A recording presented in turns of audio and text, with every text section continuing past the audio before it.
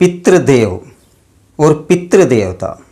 पितृ जो शब्द है इसका जो शास्त्रों में शाब्दिक अर्थ बताया गया है,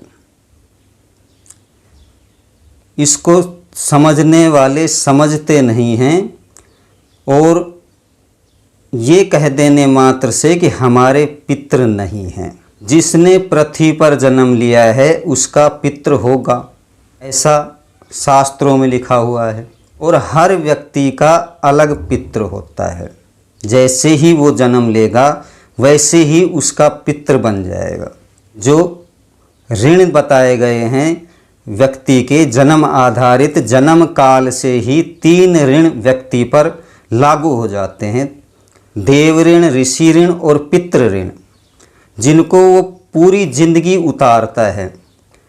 हम जाते हैं कहीं भी चले गए कि जी हम पितरों को नहीं मानते, हमारे पितृ है ही नहीं। मैं कहा भैया तुम लेवता को मानते होगे, देवता को नहीं मानते होगे, जो लेख के देता है उसको मानते होगे। ये कह देना कि हिंदुस्तान में ही पितृ होते हैं, नहीं भैया, हमारे पास सबूत है और जो शास्त्र है वो भी कहता है। पृथ्वी पर एशिया की बात नहीं करता मैं, अफ्रीका, आपका जो अमेरिका है, इंग्लैंड है, उनमें भी पितृ को माना जाता है। मैंने खुद देखा है कि बोध गया पितृ तृप्ति स्थान है, वहाँ पर विदेश से भी व्यक्ति आकर के पितरों का तर्पण करता है। जो बद्रीनाथ धाम है वहाँ पर भी पितरों का मोक्ष की प्रार्थना की जाती है।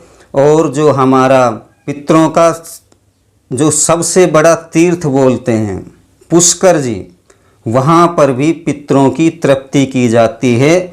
और वल्लभ मणिराम पंचांग है जो पितरों के जो देश हैं जितने भी पृथ्वी के ऊपर, उन पर लिखा हुआ है कि पितृ की जो तृप्ति की तिथि होती है वह किस देश में कितनी तारीख को आएगी। और उसे रेलवे स्टैंडर्ड टाइम के अनुसार भी लिखा जाता है। जो ज्योतिषकार जो होता है वह शोध करके और तब उन्हें बताता है।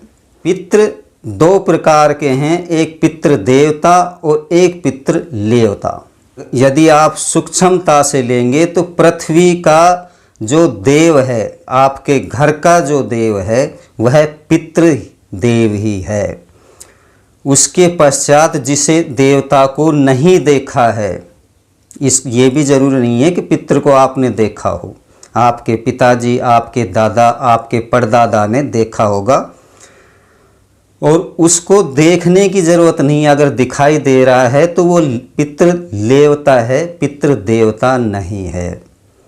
ये पितृ संहिता के वाक्य हैं जो महर्षि कण्व ने लिखे हैं कि देवता तो मानने की चीज़ है, यदि वह लेवता है तो वो तो लेख कर देगा, तुम्हें परेशान करेगा तब देगा।